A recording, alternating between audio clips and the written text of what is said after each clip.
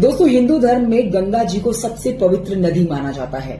लोग देवी गंगा की पूजा करते हैं। हिंदू शास्त्रों में बताया गया है कि मृत्यु के बाद अगर अस्थि को गंगा के जल में प्रवाहित किया जाता है तो मोक्ष की प्राप्ति होती है। लेकिन सवाल उठता है कि क्या गंगा में नहाने से लोगों के सच में पाप धुल जाते हैं? चलिए जानते हैं भगवान शिव ने माता पार्वती को इसके बारे में क्या बताया था। एक बहुत ही सुंदर सी पौराणिक कथा मैं आपको सुना रही हूँ। इस कथा के दो भाग होंगे, एक आप देख रहे हैं, दूसरा भी जरूर देखिएगा। देखिए, पौराणिक समय की बात है। एक दिन भगवान शिव और माता पार्वती हरिद्वार घूमने आए।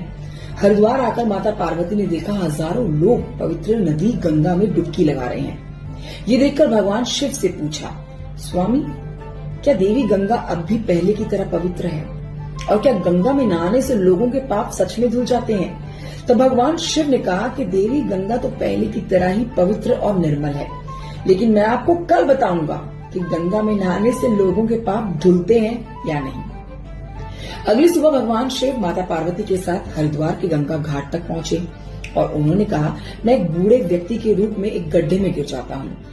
गंगा नहाने के बाद जब कोई यहाँ से गुजरेगा तो तुम मुझे गड्ढे से बाहर निकालने के लिए लोगों से आग्रह करना, लेकिन कह देना कि मुझे हाथ लगाते ही वो भस्म हो जाएंगे।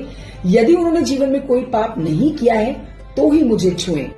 दोस्तों, इतना कहकर भगवान शिव एक बूढ़े व्यक्ति के रूप में गड्ढे में गिर जाते हैं।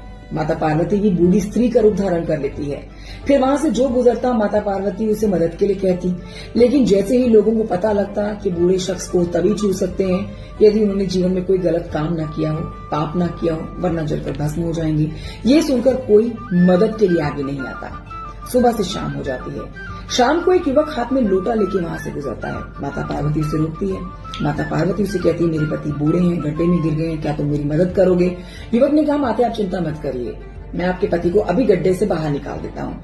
युवक ने लोटा रखकर साइड में भगवान शिव की तरफ अपना हाथ आगे बढ़ाया। माता पार्वती बोली, यदि तुमने जीवन में कोई पाप नहीं किया है तभी मेरे पति को छू सकते हो, वरना जलकर भस्म हो जाओगे। माता पार्वती की बातें सुनकर युवक बोला, क्या माता आपको मुझ पर संदेह है? मैं विश्वास के साथ कहता हूँ, मैंने जीवन में कभी कोई पाप नहीं किया है, और अगर अनजाने में कोई पाप किया होगा तो गंगा जी में नहाने के बाद वो भी धुल गया होगा। इतना कहकर उस युवक ने भगवान शिव रूपी उस बूढ़े व्यक्ति को गड्ढे से बाहर निकाला। भगवान शिव अपने असली रूप में आ गए, ढेर सारा आशीर्वाद युवक को देते हैं।